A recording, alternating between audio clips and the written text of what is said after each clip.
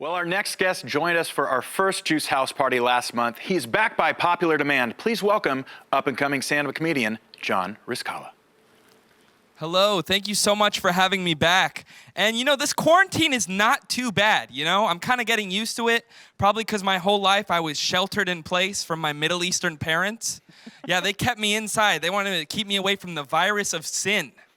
But we definitely caught sin. My parents are Middle Eastern. Thank God they didn't homeschool me, okay? Because I probably wouldn't be up here. My English would be so bad. Yeah, so luckily they sent me to public school where I learned the right form of English.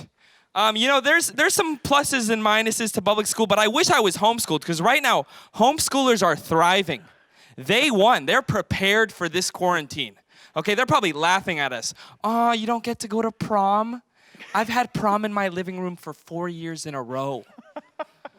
Aw, you can't drive your nice car to school? I wake up, I'm at school. I've been in my professor's stomach for 9 months. My first day on earth was my first day of class. So yeah, I wish I was homeschooled to be more prepared for that. But public school was good too. There was some bullying. I got bullied a little bit. I got bullied by a guy who worked at Chick-fil-A. It's pretty good, though, because I just walk into his shift at Chick-fil-A, sit there, have him be nice to me for hours on end, talk to his manager, drop a tray maybe, see him pick it up. Brandon, you forgot to say my pleasure. You're cooking the Lord's chicken. Be nice. Public school also made me a great actor. And I'll tell you, my theater was the school nurse's office. That's where I learned how to be a great actor. I became a method actor. Okay, there's a couple steps to being a great actor in the nurse's office. First step is you got to think, is this video game worth the next 2 hours of me giving a brilliant performance as kid who is sick? Second step, you got to pick your condition. Stomach ache, headache, chicken pox, just take a marker, start putting it all over your skin. But you cannot pick fever. You cannot tell the school nurse that you have a fever because Susan's been there for 20 years. Okay, she's seen it all. She's seen Leonardo DiCaprio, Robert De Niro. She's seen the best actors. You can't say fever. She also has one of the best thermometers in the game. Okay, so you can't fake that. Next thing, the walk up to the nurse's office is your rehearsal period. Okay, you got to pick your walk. Do the groan, limp, limp, or maybe do the limp groan, or the sun's too bright. You walk in, you cannot make eye contact with the nurse.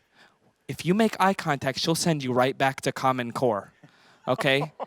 You gotta play it out, method act for the next 2 hours. You gotta sit on the bed, groan, wait for that beautiful sound of your mom on the phone.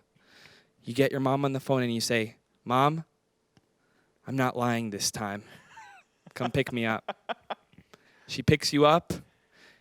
You walk back to your car, you pass all the kids who said fever and got sent back to class. You sit in your car, there's your standing ovation, okay? You've made it. And so I stopped using those skills. I mastered them, but I stopped using them because I went to a Christian private university where the nurse just tells you, whatever you're going through, it's God's plan. Just go right back. And even our campus safety at our school is just a room of a bunch of people praying in a circle. Like the campus safety officer, he doesn't have a belt with a gun. It's the belt of righteousness. Okay, he's keeping us safe with the Holy Spirit. So I haven't been able to use that, but luckily I got to use my skills today. I got pulled over by a cop. He came up to the window and I go, officer, I have the coronavirus. I don't have a fever though. Thank you so much. I'm Rizkallah. Thank you for having me.